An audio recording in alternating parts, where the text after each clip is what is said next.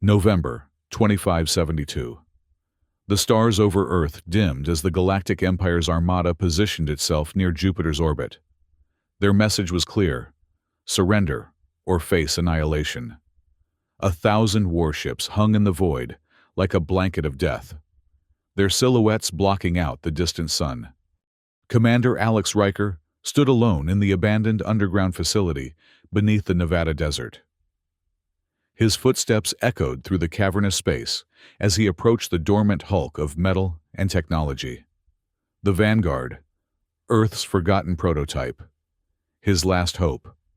"They killed your brother," he whispered to himself, running his hand along the cold hull. "They think we'll just roll over and die." His mind drifted to the Global Council's decision. Earth would formally surrender in 3 days. The majority of Earth's defense forces had already stood down. Politicians divided, many seduced or intimidated by the Empire. The public lived in fear, watching evacuation ships flee to scattered resistance outposts. Riker's communicator crackled. "Alex, are you actually going through with this madness?" The voice belonged to Dr. Elena Morales, the Vanguard's chief engineer, who had been forced to abandon the project 2 years ago when it was deemed too risky. "What choice do we have, Elena? The Global Council has already drafted their surrender terms. Half our fleet is decommissioned. The other half—" His voice trailed off. "I'll be there in 20 minutes, Elena replied after a long pause. "Don't touch anything until I arrive." Riker smiled grimly. The Vanguard wasn't just any ship. It was a technological marvel, equipped with experimental stealth capabilities. A hybrid plasma laser weapon system, and Velis, an advanced AI that had demonstrated strategic capabilities far beyond anything the Earth Federation had ever created. The same capabilities that had gotten the project shut down after Velis displayed concerning emotional responses during initial testing. The facility's massive doors parted as Elena hurried in with a small team of engineers. Her face was lined with years of academic brilliance and recent stress, but her eyes still burned with the same passion that had made her the foremost expert on plasma laser hybrid weaponry. "It's been offline for 2 years," she said, striding toward the central control panel. "We'll need to reactivate Velis first, then run diagnostics on the warp drive and weapon systems." "How long?" Riker asked. 12 hours if we're lucky. 24 if we're not." She hesitated. "Alex, even if we get it running, you're talking about one prototype vessel against a fleet of hundreds. It's suicide." Riker's jaw tightened. "I saw what happened at the Proxima engagement. My brother and 10,000 others died because we weren't prepared. The Empire thinks they've won already. They won't be expecting this." "Expecting what exactly? A lone suicide mission?" "A statement," Riker countered. "Something to show Earth and every other subjugated planet that the Empire isn't invincible. We don't need to win. We just need to draw blood." As Elena's team worked through the night, Riker received an encrypted communication from Resistance Outpost 12. "Commander Riker," the voice said. "This is Commander Elise Tanaka. I understand you're reactivating the Vanguard. My people are monitoring Imperial communications. They're completely focused on the surrender ceremony. If you're going to strike, do it where it hurts." "I'm listening." "Knock out at least one significant target in their fleet. Give the people something to rally around. Hope is in short supply these days." The chamber hummed with renewed energy as systems came online. Lights flickered along the Vanguard's hull, and the ship seemed to awaken from its long slumber. "Velis online," announced a calm, neutral voice that filled the launch bay. "Good evening, Commander Riker. It has been 732 days since our last interaction." "Velis," Riker acknowledged. "We have a mission. I am accessing current data. The Galactic Empire has issued an ultimatum to Earth. Surrender is scheduled in 67 hours. Our odds of success against their Armada are approximately 0.037%. "We're not trying to defeat their entire Armada," Riker replied. We just need to bloody their nose. An asymmetric approach, Velas responded. Interesting. I will begin tactical simulations immediately.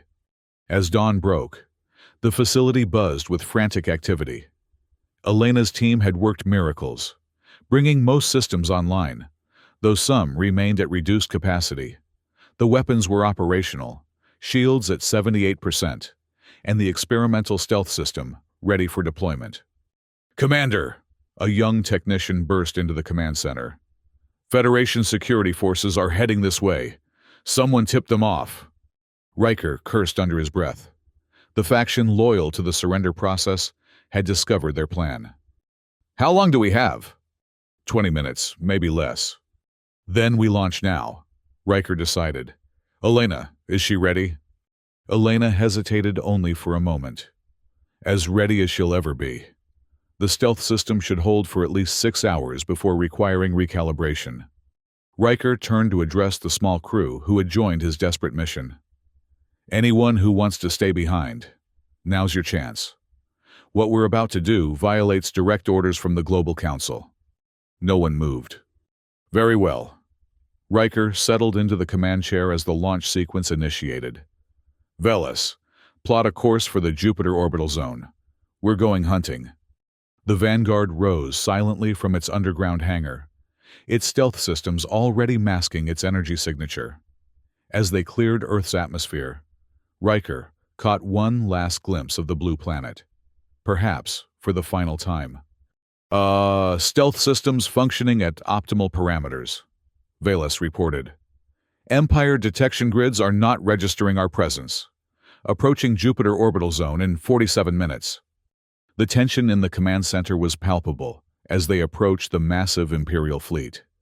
From this distance, they could see the true scale of what they were up against. Hundreds of warships arranged in precise formation, from light cruisers to massive dreadnoughts. My God, whispered Elena. There must be at least 500 ships. Velas, identify the weakest point in their formation, Riker ordered. Analysis complete. Recommend targeting the advanced scout formation consisting of 5 light cruisers. Their positioning suggests they are operating independently from the main fleet's defensive grid.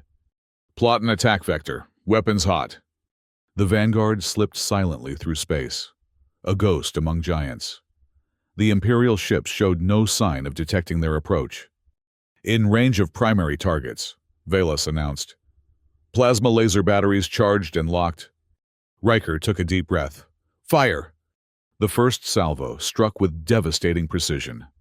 3 Imperial cruisers erupted in silent explosions, their hulls torn apart by the concentrated plasma laser beams.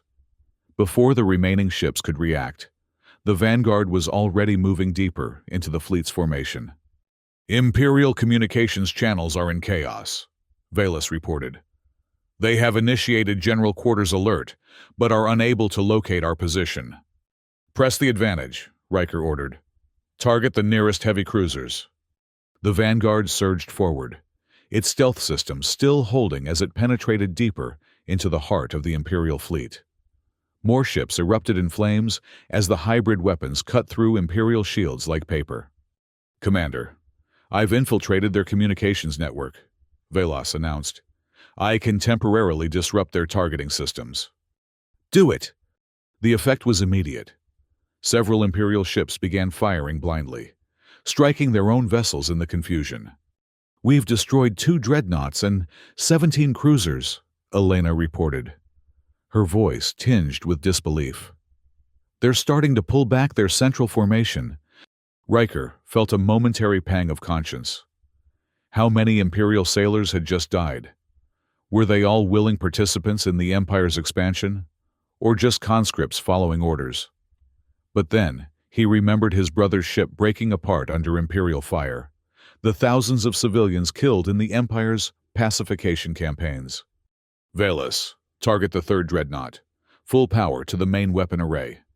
The Vanguard's main batteries unleashed a concentrated beam of plasma laser energy that sliced through the massive dreadnought's shields and penetrated its reactor core. The resulting explosion created a chain reaction, taking out several nearby cruisers. Imperial fleet is initiating a temporary withdrawal to Saturn's orbit, Veles reported. They appear to be regrouping. Riker opened a channel to Resistance Outpost 12. Commander Tanaka, this is Riker. First phase complete. The Imperial fleet is in disarray. We're seeing it, Riker, Tanaka replied, her voice vibrant with excitement. It's all over the interstellar channels. Unknown vessel decimates Imperial Vanguard, but they'll regroup quickly. What's our next move? How far are you willing to go? Tanaka asked. The Vanguard has already done more than we hoped, but if you can strike at Titan's Gate, you could cripple their supply lines. Titan's Gate, the massive Imperial resupply station orbiting Saturn. Hitting it would mean crossing through the nebula zone, a dangerous region of space filled with charged plasma particles that could degrade the Vanguard's shields and stealth systems. It's a long shot, Riker admitted. But if we can disrupt their supply chain, it might buy Earth more time. Veles, plot a course through the nebula zone to Titan's Gate, he ordered. Elena, I need the shields at maximum capacity. The nebula zone will strain our systems, Elena warned. The plasma particles will erode our shield matrix. We'll be exposed. Then we'll have to be quick. Riker decided. Veles, what's our optimal approach vector? Calculating. We can utilize the plasma distortion to mask our energy signature, but it will require precise navigational adjustments. I recommend reducing power to non-essential systems to minimize our detection profile. The Vanguard slipped into the swirling maelstrom of the nebula zone. Outside the viewports, space itself seemed to twist and contort. Brilliant reds and purples dancing across the void like blood in water. Shield integrity at 92% and declining, Elena reported. The plasma is more corrosive than expected. Imperial patrol detected, Veles announced. 2 cruisers and a squadron of Striker MKV fighters. They appear to be conducting routine surveillance. Can we avoid them? Negative. Their patrol route intersects our path. Engagement is inevitable. Riker considered his options. How long until we reach Titan's Gate? Approximately 27 minutes at current velocity. And shield integrity? Projecting 54% by the time we exit the nebula zone? Not good enough, Riker muttered. Veles, I need options. I can attempt to inject a cyber Trojan into the Imperial Patrol's sensor array, Veles suggested. It would create a temporary blind spot in their detection grid. Do it. As they approached the patrol, Veles executed the cyber attack. The Imperial ships continued on their course, unaware of the Vanguard slipping past them. It worked, Elena whispered, as if afraid the enemy might hear her through the vacuum of space. Shield integrity now at 73% and stabilizing, reported one of the engineers. We should be able to make it to Titan's Gate. As they emerged from the nebula zone, the massive structure of Titan's Gate came into view. The Imperial supply station was a marvel of engineering, a sprawling complex of docking bays, storage facilities, and defensive installations orbiting Saturn's largest moon. Imperial defenses are on high alert, Veles reported. They have deployed 10 dreadnoughts and approximately 50 cruisers to protect the station. The cyber Trojan I deployed earlier has spread through their communication network, but they are implementing countermeasures. How long until they restore full communications? Approximately 6 minutes. Then we have 6 minutes to make an impact. Riker decided. Veles, activate overdrive mode. Warning. Overdrive mode will strain all systems beyond recommended parameters. Shield integrity will be severely compromised after approximately 5 minutes. Understood. All weapons target the central docking hub. We're going to hit them hard and fast. The Vanguard surged forward, its engines blazing as it abandoned stealth for raw speed and power. The Imperial ships reacted immediately, turning to face the unexpected threat. Enemy vessels are locking weapons, Veles announced calmly. Evasive maneuvers, Riker ordered. Deploy smart drones. 50 combat drones erupted from the Vanguard's launch bays, streaking toward the Imperial fighters that had scrambled to intercept them. The space around Titan's Gate erupted in a storm of laser fire and explosions. First wave of fighters neutralized, Velas reported. Dreadnoughts are moving to create a defensive perimeter around the station. Target the lead dreadnought, Riker commanded. Full power to forward weapons. The Vanguard's main batteries unleashed a devastating barrage of plasma laser fire, slicing through the lead dreadnought's shields and ripping its hull apart. The massive warship listed to one side, secondary explosions cascading along its length. Direct hit, Elena confirmed, but our shield integrity is down to 41%. Imperial cruisers converged on the Vanguard, pouring fire into its weakening shields. The ship shuddered under the assault. Shield integrity at 28%, Elena reported, her voice tense. We can't take much more of this. We need to get closer to the station, Riker insisted. Velas, clear us a path. Deploying disruptor charges. A series of specialized munitions detonated among the Imperial formation, creating temporary gaps in their defensive grid. The Vanguard slipped through, accelerating toward the heart of Titan's Gate. We're within range of the central hub, Velas announced. Warning, multiple dreadnoughts repositioning to intercept. Riker gripped the arms of his command chair. Velas, activate the Hyperplasma Lance. Warning, Hyperplasma Lance requires complete diversion of power from all other systems, including life support. Shield integrity will drop to 0. Recommend against this course of action. Override safety protocols. Authorization Riker Alpha 7-3. Acknowledged. Hyperplasma Lance charging. All power diverted. The lights throughout the Vanguard dimmed as every ounce of energy was channeled into the experimental weapon. The ship grew cold as life support systems went offline. Lance at full charge, Velas reported. Target locked. Fire. 2 massive beams of supercharged plasma erupted from the Vanguard, connecting it to the center of the Imperial formation. The 3 remaining dreadnoughts, caught in the path of the beams, simply ceased to exist. Their massive hulls vaporized instantly. The energy continued onward, striking Titan's Gate itself. The Imperial station buckled under the assault, massive sections breaking apart as power cores overloaded and exploded. The destruction created a chain reaction, spreading throughout the structure until the entire station was engulfed in a blinding flash of energy. For a moment, the space around Saturn's orbit was transformed into a miniature sun, the explosion illuminating the rings of the gas giant in an eerie, beautiful display.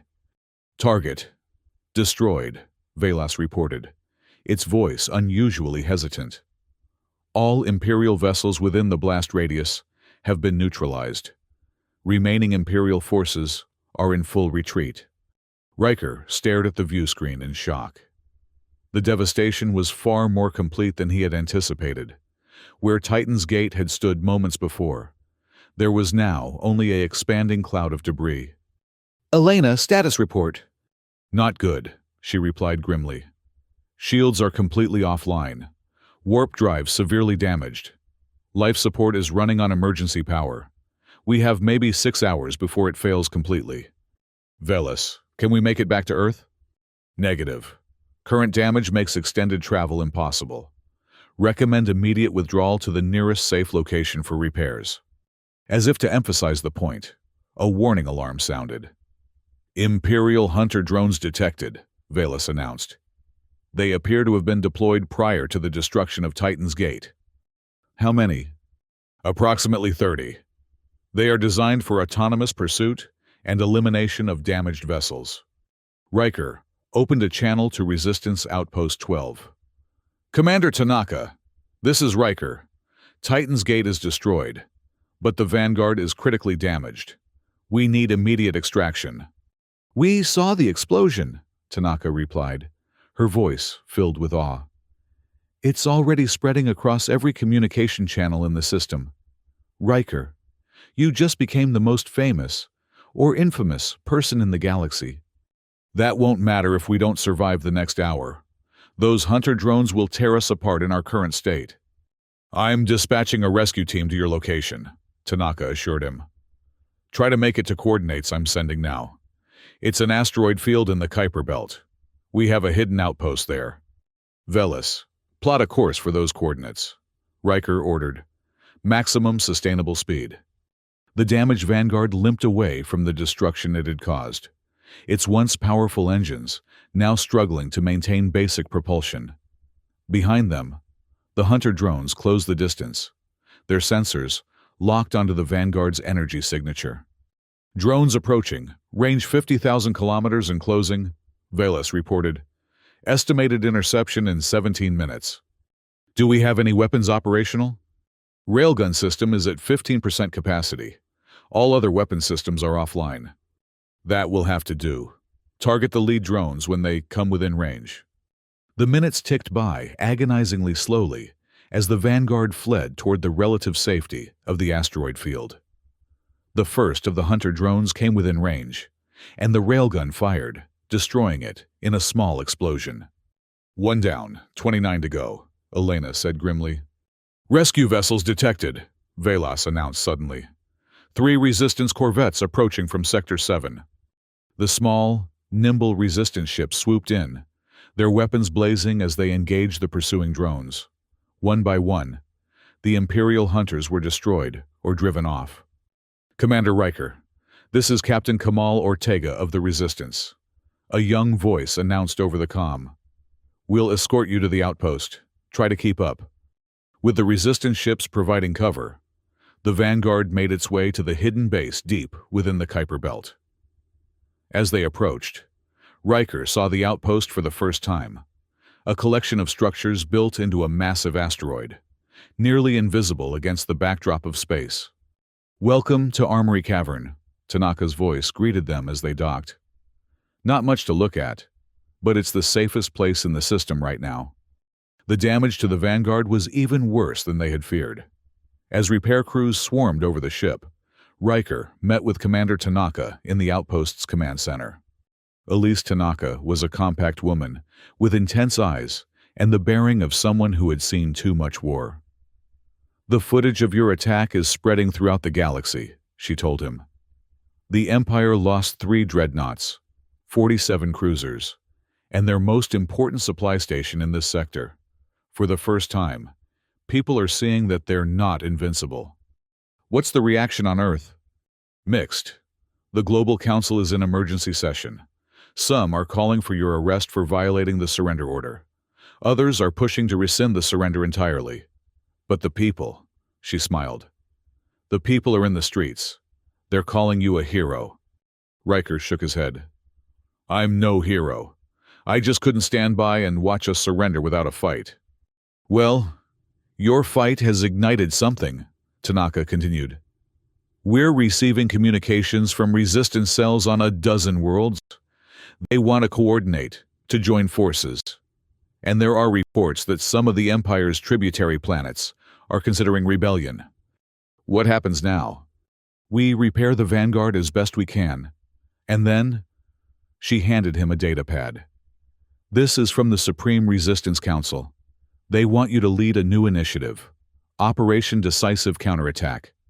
Riker scanned the document, his eyes widening. This is talking about striking directly at the Empire's core worlds. Like you said, we've shown they can bleed. Now it's time to show them they can lose. Later that night, Riker stood in an observation dome, looking out at the star-filled blackness. Somewhere out there, the Empire was regrouping, planning its revenge, and somewhere else, countless worlds were watching, waiting to see if Earth's resistance would continue or falter. Commander, Velas spoke from a nearby console. I've completed my analysis of the battle data. The Imperial fleet has withdrawn to their staging area near Neptune. They appear to be awaiting reinforcements. How long do we have? Based on typical Imperial response patterns, approximately 3 weeks before their main fleet arrives from the core systems. 3 weeks to prepare for an even larger force. The odds were still overwhelmingly against them, but something had changed. A spark had been lit.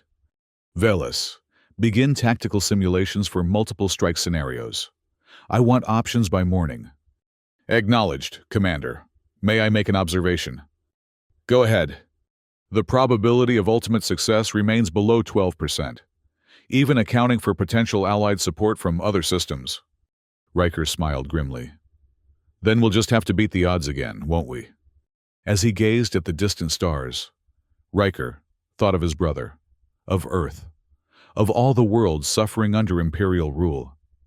The Vanguard had delivered a message that was now echoing across the galaxy. Resistance was not futile. One ship, one desperate gamble, had changed everything. If not us, he whispered to the void, then who will stand against the darkness? Behind him, the damaged Vanguard waited in its repair bay, Earth's forgotten prototype, now a symbol of hope for a galaxy in chains. The real battle was just beginning. The Vanguard's impact reverberated across Imperial space with the force of a supernova. In the grand Imperial Palace on Supramaria, the heart of the Galactic Empire, Emperor Maximus VI reviewed the footage of Titan's Gate's destruction for the 20th time. One ship, he hissed, his pale features contorted with rage. One obsolete prototype managed to destroy our primary supply depot and nearly 50 warships. Admiral Marcus Vall stood at rigid attention, knowing his life hung by a thread. The vessel employed technology we've never encountered before. Your Majesty, their stealth capabilities rendered our sensors useless, and their weapons. He hesitated. Continue, Admiral, the Emperor commanded coldly. Their weapons appear to utilize a plasma laser hybrid technology that our shields were not calibrated to repel. And their AI system demonstrated unprecedented adaptive capabilities, infiltrating our networks with ease. And now this. Commander Riker has become a symbol of resistance. Reports indicate uprisings on 7 tributary worlds already, with more likely to follow. The Emperor's voice was dangerously calm. You will take the first Imperial fleet and crush this rebellion before it spreads further. I want Earth reduced to ash and this Vanguard prototype brought to me in pieces. Yes, Your Majesty. The fleet will depart within 48 hours. As Vall exited the throne room, General Polaris Shin, the Empire's chief of special operations, approached him. The Emperor is most displeased, Shin observed, his cybernetically enhanced eyes glowing faintly in the dim corridor. This Riker has made fools of us all, Vall admitted. But he will not escape again. I'm deploying the entire First Fleet, 200 dreadnoughts and over 1,000 support vessels. Overwhelming force has its place, Shin agreed. But this opponent requires a more surgical approach as well. My infiltration teams are already moving into position throughout the Sol system.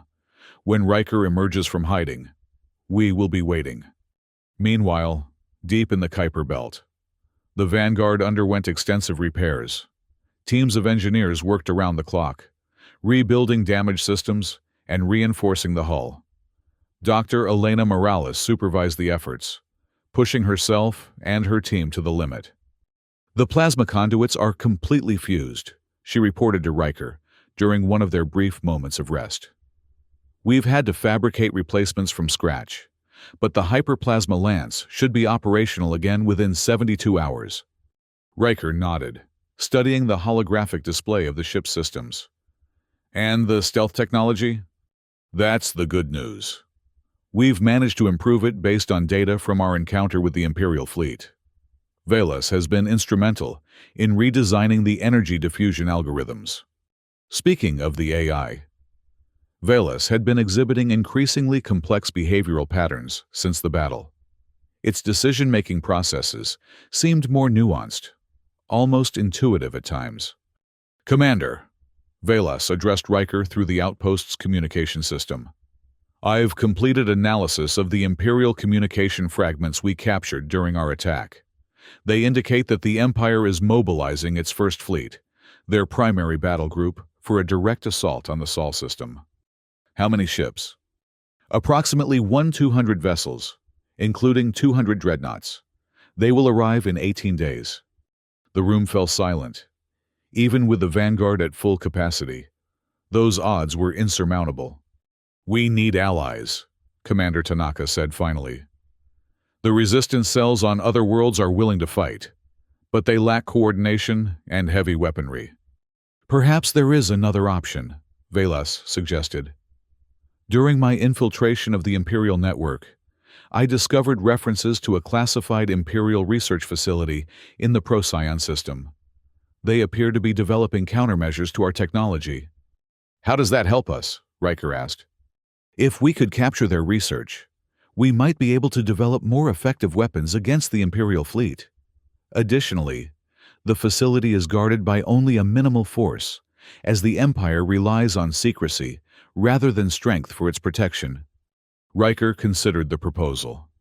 A surgical strike against an Imperial research facility was risky, but potentially more valuable than a direct confrontation with the approaching fleet. "How soon can the Vanguard be ready for a stealth mission?" he asked Elena. 4 days for essential systems. We won't be at full combat capacity, but we could manage a covert operation." Riker turned to Tanaka. "We need to buy time. Can your intelligence network spread disinformation about our location? Make the Empire think we're hiding somewhere in the outer system?" "We can try," Tanaka agreed. "My people have been feeding false information to Imperial spies for years, but Vol isn't easily fooled." "He doesn't need to be fooled for long," Riker replied. "Just long enough for us to hit Procyon and get back." Over the next 4 days, the outpost buzzed with activity. The Vanguard's most critical systems were repaired, while resistance operatives throughout the system began feeding carefully crafted misinformation to Imperial intelligence networks. Lieutenant Kamal Ortega, who had led the rescue mission that saved the Vanguard, volunteered to command the drone squadron for the Procyon mission. "My pilots are the best in the resistance," the young officer assured Riker.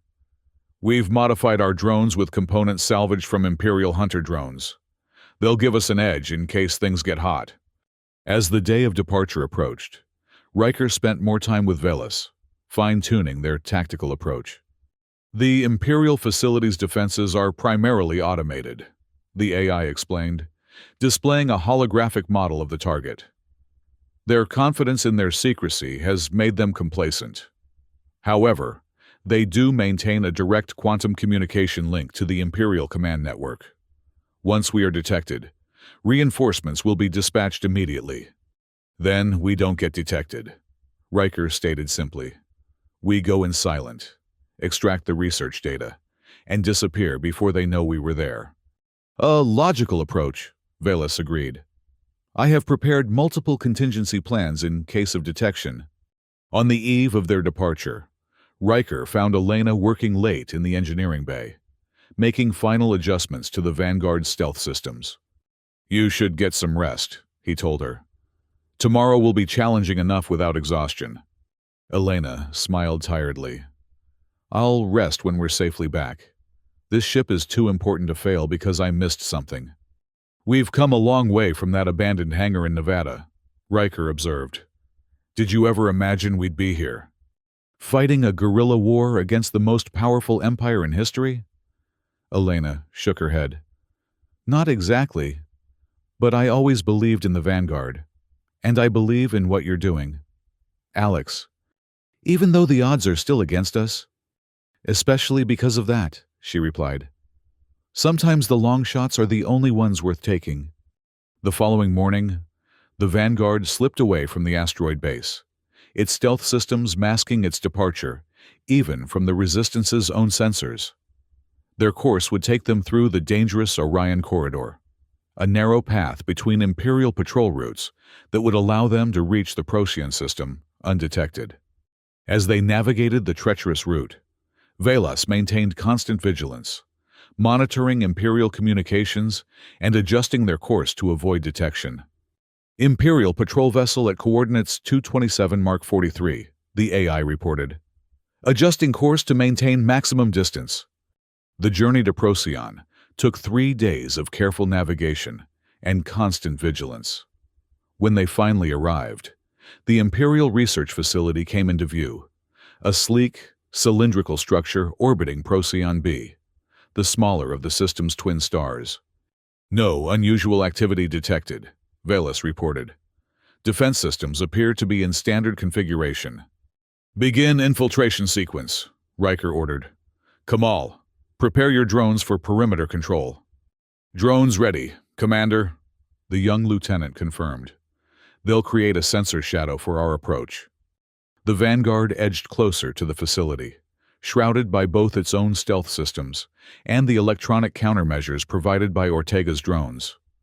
As they approached the docking bay, Velas executed a precision hack of the facility's security protocols, creating a brief window where the automated systems registered the Vanguard as an authorized Imperial vessel. "We're in," Velas announced as they settled into the empty docking bay. "Security systems have been temporarily looped. We have approximately 22 minutes before the system performs its next authentication cycle." Riker led a small team into the facility, including Elena and 2 resistance specialists. The corridors were eerily quiet, with only the occasional maintenance drone drifting past. "Where is everyone?" Elena whispered. "The facility operates with minimal human personnel," Velas explained through their comm units. "Most functions are automated or performed remotely. There should be no more than 15 Imperial personnel on site." They made their way to the central research hub, encountering no resistance. The lab was a marvel of Imperial technology, with experiments in various stages of development. "Look at this," Elena said, examining one of the workstations. "They're developing a quantum phase shield. This could neutralize our plasma laser weapons completely." "Download everything," Riker ordered. "Velas, what's our status?" 16 minutes remaining before security reset. No alarms triggered. As they worked to extract the research data, Riker explored the adjacent sections of the lab. In a secured chamber, he discovered something unexpected: a prototype weapon that bore a striking resemblance to the Vanguard's hyperplasma lance. "Elena, you need to see this," he called. "They've been reverse engineering our technology." Elena examined the device with growing concern. "This is based on the same principles as our lance, but they've modified it to overcome the power drain issues. If they perfect this..." "We take it with us," Riker decided.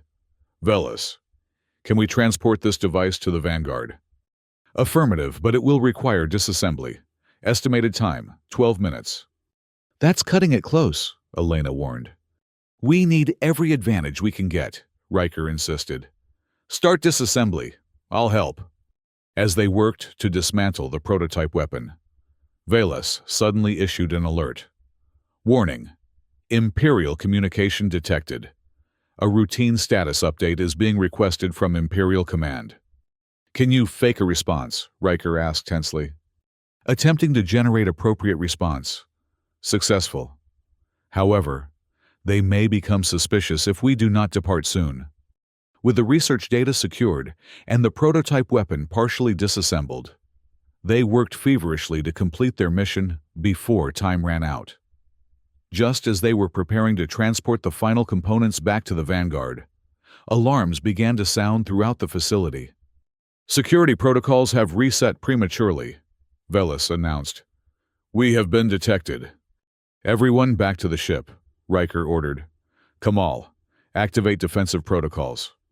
As they raced back through the corridors, blast doors began closing throughout the facility. Outside, Ortega's drones engaged the automated defense systems that had sprung to life. "Imperial vessels detected entering the system," Velas reported. 3 cruisers on intercept course." They reached the Vanguard just as the facility's security forces began converging on the docking bay. As the ship disengaged from the dock, enemy fire pinged off its hull. "Shields holding at 82%, Elena reported from her station. "Warp drive ready for emergency jump." "Get us out of here, maximum stealth," Riker commanded. The Vanguard slipped away from the facility, its stealth systems straining to mask their escape as Ortega's drones provided a diversionary attack against the pursuing cruisers. "Setting course for the Kuiper Belt," Velas confirmed. "Estimated return time, 3.4 days if we maintain stealth protocols." As they left the Procyon system behind, Riker reviewed the data they had stolen. The Empire had indeed been developing countermeasures to the Vanguard's technology, but they were still months away from deployment. More importantly, the research contained valuable insights into Imperial shield harmonics and communication protocols, information that could give them a critical edge in the coming battle. "We've bought ourselves an advantage," he told his crew. "But the Empire will be more determined than ever to find us now." "At least we know what they're planning," Elena pointed out. "And with this prototype, we might be able to enhance our own weapon systems." When they returned to the Resistance outpost, they found it in a state of high alert. Commander Tanaka greeted them with grim news. "The Imperial fleet has accelerated its timetable," she informed them. "They'll reach the Sol system in 10 days, not 18, and they've deployed hunter-killer teams throughout the outer system. They're searching methodically for this base." "What about Earth?" Riker asked. "The Global Council has rescinded their surrender order, thanks to your actions at Titan's Gate. They're mobilizing what's left of Earth's defenses, but it won't be enough against the First Fleet. Then we need to coordinate with the other resistance cells." Riker decided. "Velas, use the communication protocols we discovered to establish secure channels with resistance forces in neighboring systems." "Already in progress, Commander," the AI replied. "I have made contact with 7 resistance groups who have pledged support. However, their combined forces total only 27 combat-capable vessels." "Against 1,200, Elena murmured. "Still impossible odds." "Not if we're smart," Riker countered. "We don't need to defeat their entire fleet. We just need to neutralize their command structure. Admiral Vall will be leading personally.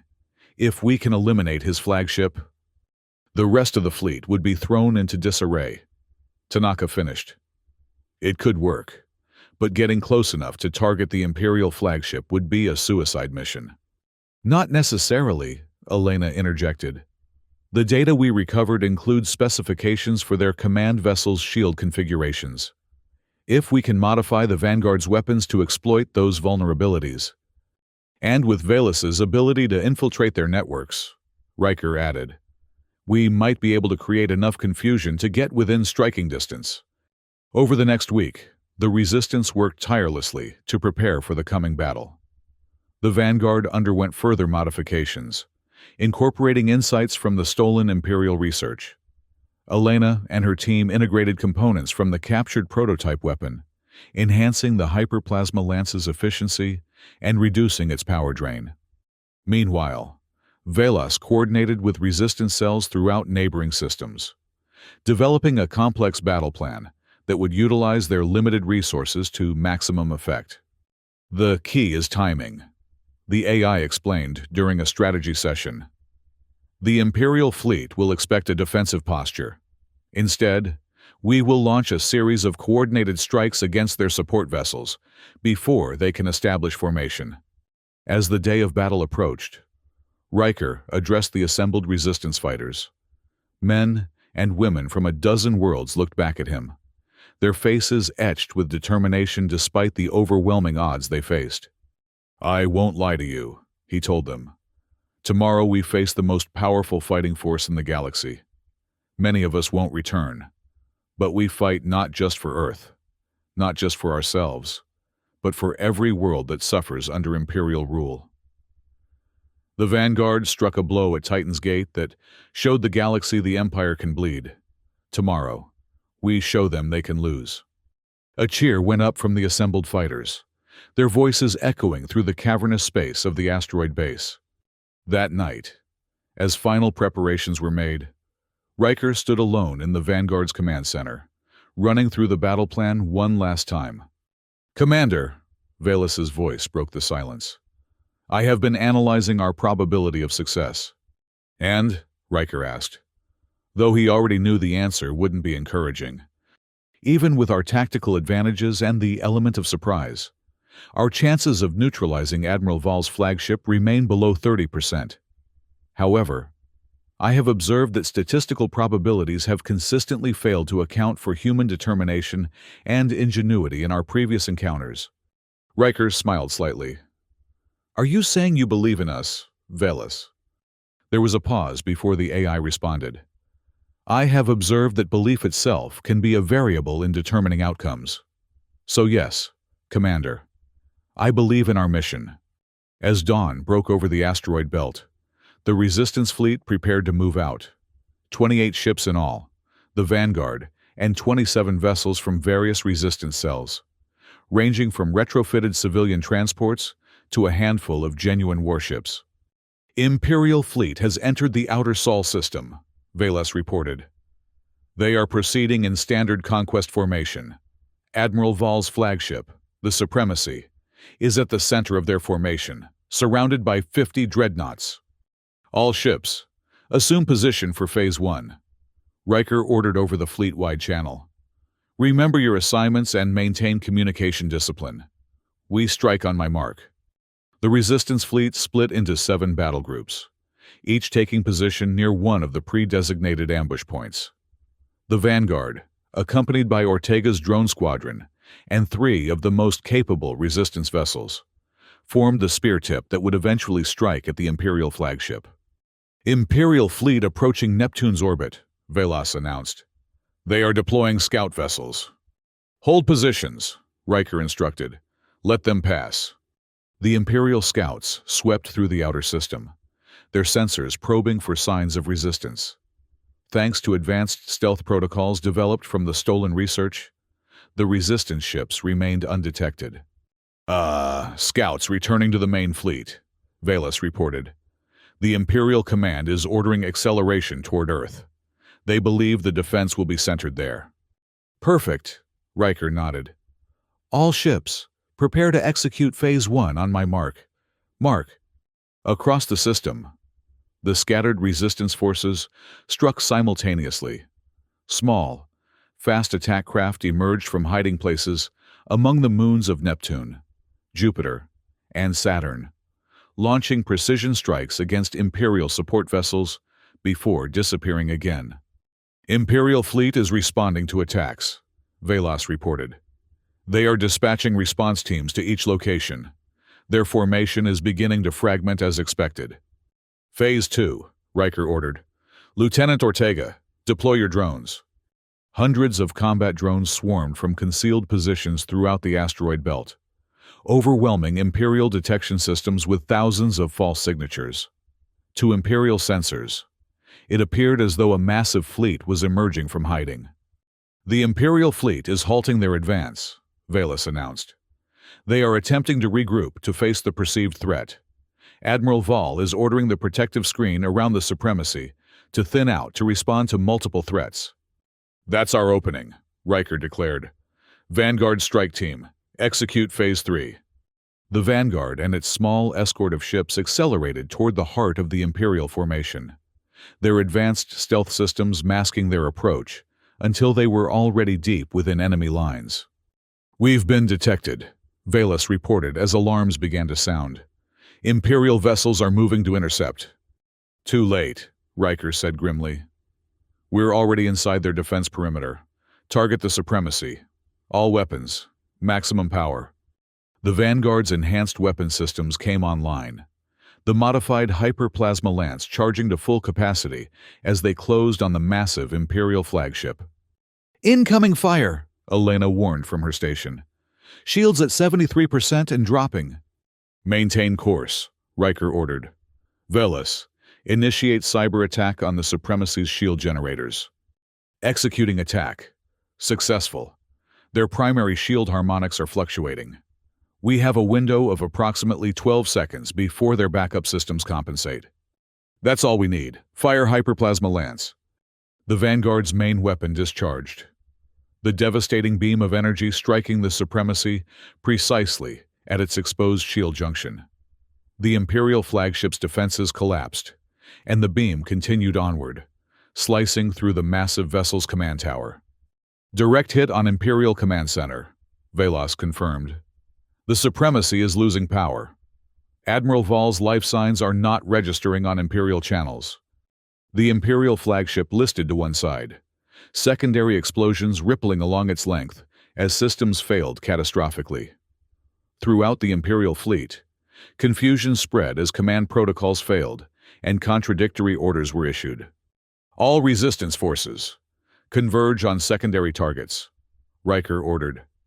The Imperial command structure is compromised. Hit them while they're disorganized. The battle raged for hours, but without central coordination, the Imperial fleet's overwhelming numerical advantage became its weakness. Ships fired on friendly vessels amid the confusion, while resistance forces struck with precision before withdrawing to safety. By the time the Imperial fleet managed to re-establish a command hierarchy, they had lost over 100 vessels, including 20 dreadnoughts and the irreplaceable Supremacy. More importantly, they had lost Admiral Vall and most of the senior command staff. Imperial fleet is withdrawing from the Sol system, Velas reported as the massive Armada began a disorganized retreat.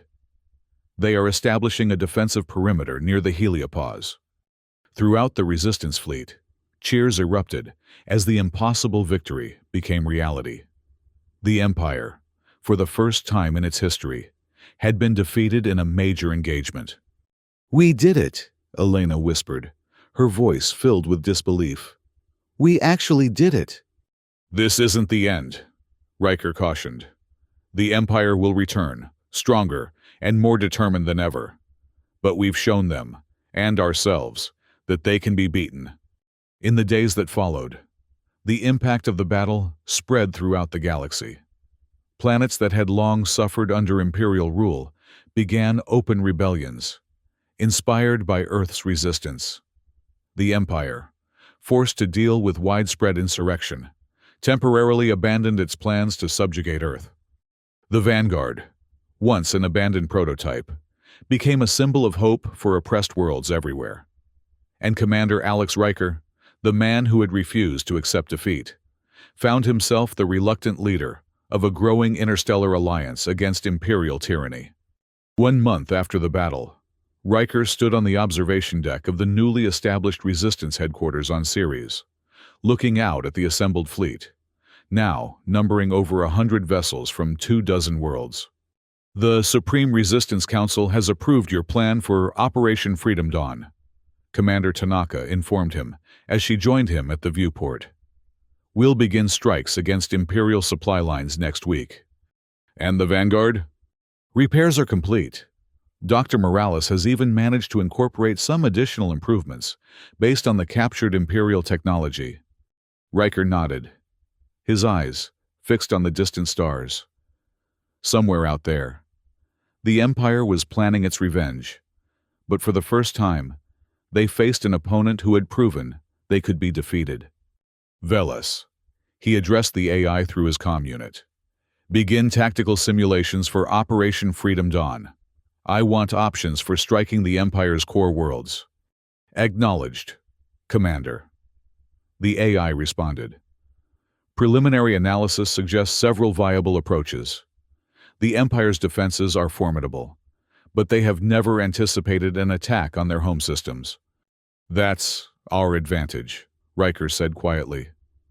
"They never imagined anyone would dare to strike at the heart of their power. We'll show them that nowhere in this galaxy is beyond our reach."